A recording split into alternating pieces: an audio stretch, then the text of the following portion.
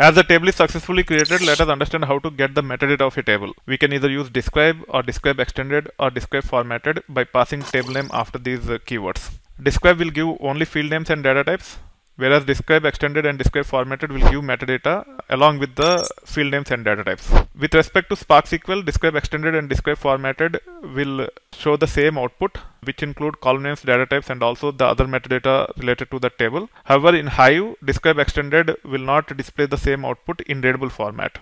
There is a difference in Hive, but not in Spark SQL.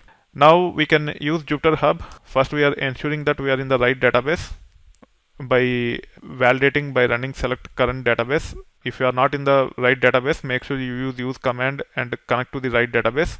Let's run show tables to list the tables. We have orders in this database itversity_retail. We can run describe orders, which will display only column names and data types. We can say describe extended orders and describe formatted orders. Both will actually provide all the metadata related to the table.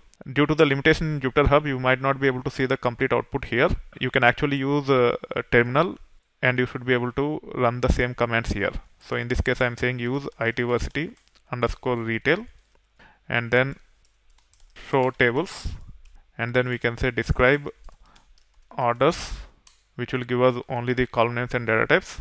Then you can either use describe extended or formatted. Both give the same output in Spark SQL. On top of column names and data types, it also gives us other details such as database name, owner, created time, last access time, and more importantly, the properties of the files which will be stored in this table. As we haven't specified the file format, by default it uses text file format, and these three are derived from that default file format. And also we have specified row format, delimited fields terminated by comma when we actually created the table, and you can see that output here. So describe extended or describe formatted will give us all the metadata related to the table, and this metadata will be retrieved from Spark Metastore database, which is typically a RDBMS.